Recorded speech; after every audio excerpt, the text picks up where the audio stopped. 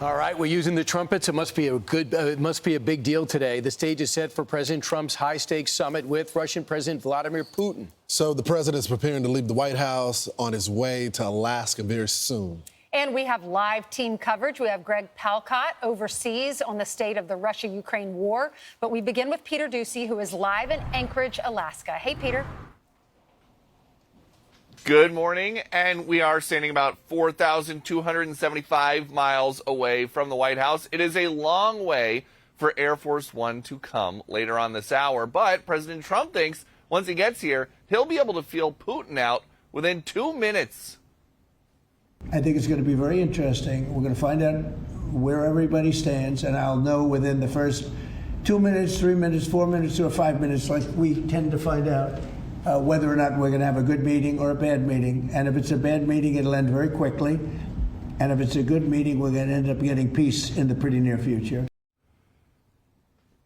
Today, we may see something that hasn't happened since the last time Donald Trump was president before the Ukraine war. President Trump and President Putin standing side by side answering reporter questions, although the president is handicapping the chances of Putin passing on the Q&A at 1 out of 4.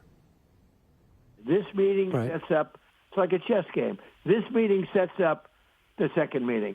But there is a 25% chance that this meeting will not be a successful meeting, in which case I will run the country, and we have made America great again already in 6 months. And at a minimum, I've calmed it way down. The last time Putin met with the U.S. President, Joe Biden, in Switzerland in 2021. The sit-down did not deter Putin from invading Ukraine. President Trump now trying something completely different this term, including possibly pitching Russia's return to the G7, making it once again the G8. As Putin knows, I'm the toughest one that he's ever had to deal with. He's never had to deal with anybody like me. And here's the other thing, Brian. They got nothing out of Trump. They got no land. I think he respects our country now. He didn't respect it under Biden. Nobody respected us under Biden, but he respects our country now. Right. And we have the hottest country anywhere in the world. And there's been talk about land swaps, what Ukraine gets, what Russia gets, but this entire deal may ultimately hinge on rare earth minerals that exist beneath the ground here in Alaska. President Trump is expected to offer some kind of access in exchange for a ceasefire. Back to you. So, Peter, is it true the Kremlin team will have their chief investment officer there, that somebody that would be there only to talk economic issues? He would have no role in any war talk.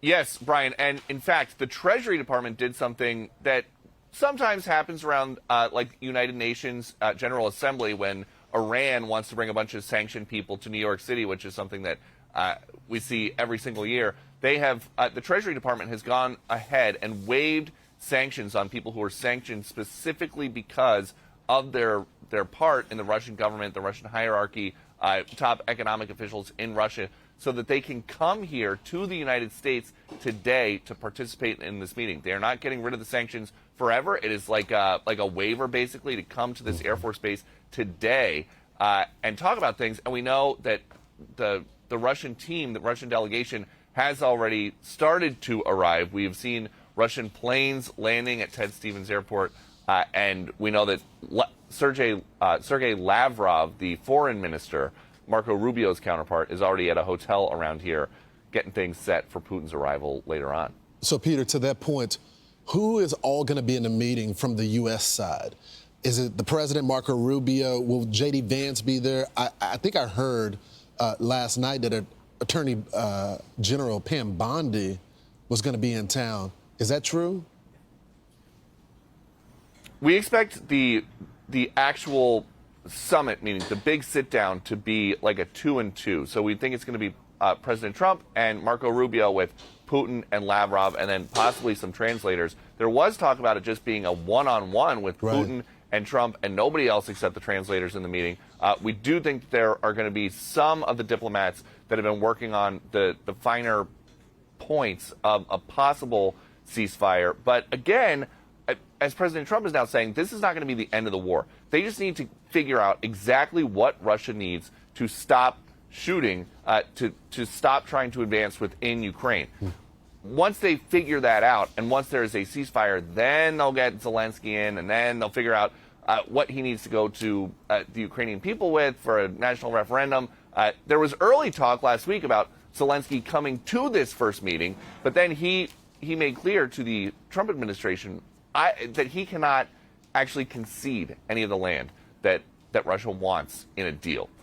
He needs to go to the Ukrainian parliament. They need to have a national referendum. So it's going to be, for lack of a better term, a whole thing with the Ukrainians.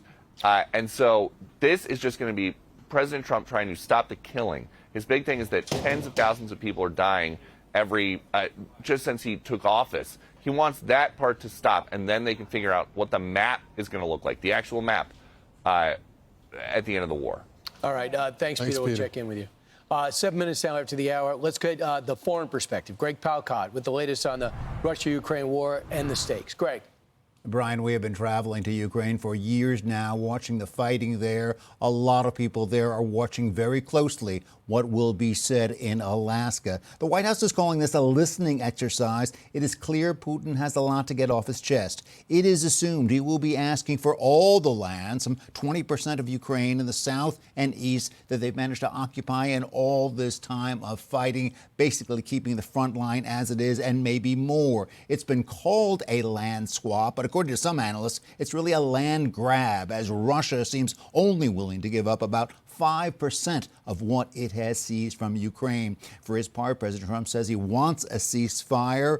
He also is saying, however, that no details of any territorial swap would occur at this meeting, that they would wait until Zelensky was also there. A three-way summit meeting could be promised. As for Zelensky, guys, he buys the ceasefire idea, but at the moment is not willing to give up any land to Russia, calling that a reward for aggression. He wants some security guarantees from Europe. A lot of people there have given a lot of sacrifices over the years. They want to feel like these last few years were not completely wasted, that they have something for it. Back to you.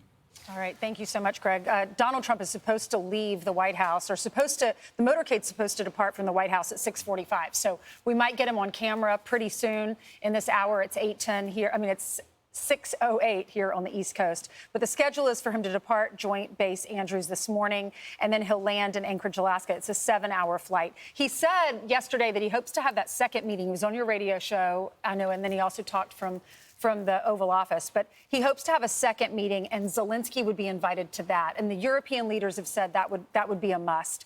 So he'll have this one-on-one conversation with Putin, and then after that, they will have this business lunch. So I imagine the diplomats on both sides will be invited to that. Well, Brian, you made some news on your show yesterday, because all the reporting thus far before that interview was that the one condition leaving that first meeting was the ceasefire. Now, it looks like, based on that interview that we heard yesterday on the show, we'll play here in a second, that the president is not saying it has to be a ceasefire necessarily in that first meeting. Let's play it. How will you know if he's in the mindset for a ceasefire and a long-term end to the conflict? Well, I think you'll know that in the first couple of minutes, but I think you already know that because he's coming to Alaska. He's coming to the USA, and I think you know that. I think that's a nice statement. I just heard it. You gave me a little breaking news. I appreciate it. But I think he wants to get it done. I really feel he wanted the whole thing. I think if it weren't me, if it was somebody else, he would be not talking to anybody.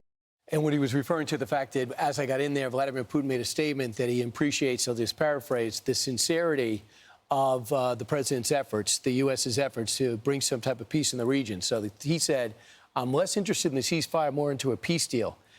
European leaders said two things. Try to get a ceasefire. You got to get a ceasefire, and you got to get security guarantees before you even talk about land. Well, did you get a sense that Vladimir Putin, that is his agenda, that is his goal? Because the Wall Street Journal this morning says that they think Putin's goal is to keep Trump in good graces, A, and B, pursue his longer-term ambition of reasserting Moscow's dominance over Kyiv. Well, the president has already said that the thing that is driving him crazy with Putin, he says good graces, and to your point, that's the reporting from Wall Street Journal. The president said the thing that's driving him crazy with Putin right now is in the morning he tells him that he's going to stop the killing, things are going to get back to normal. But then at night, he's targeting civilians. So it's not like there's this mystery of what President Trump wants out of this meeting, right, Brian? Yeah, he picked up the cadence of the attacks. He's trying to move the front lines as far as possible, because I sense that Vladimir Putin knows they're going to freeze eventually. So he's trying to make so much progress leading into this. But Ainsley, to the Wall Street Journal's point, if the president feels as though he's trying to be, tapping him along, he's going to do the same. He's going to go, it's over. Yeah. I'm done talking. Here come the sanctions. And he said it 2 days ago. He said there will be ramifications if we don't walk away with some type of progress here, let alone a ceasefire end to the meeting. The president can't look weak. And just remember, we had another meeting scheduled with Iran the day before we hit. The president hits a threshold, but he's not going to telegraph it. And I just think it's interesting because if it goes bad, they still have a breakfast planned and it's a big format. Right. So it's like going on a date and saying, hey, by the end of this, we have going on a breakfast dates go, I have lunch and dinner planned. And I'm thinking to myself, don't you want to make sure breakfast goes well? Mm-hmm. But no, they got a whole format. Yeah, you're right. And they got a whole press conference at the end of it. Just like a date, Donald Trump says he'll know if it's going to go well in the first few minutes. That's what they say. I know. All right, don't miss our special coverage of the Trump and Putin summit starting at 3 p.m. Eastern time right here on Fox. Then at 6 o'clock, Brett Baer is going to be live from Alaska for special report. And then at 7 o'clock, our own Brian Kilmeade will host special coverage of the summit. And then Sean will also be live from Alaska at 9 p.m. Want even more Fox News on YouTube? Become a Fox News Patriot today. Click join to find out how.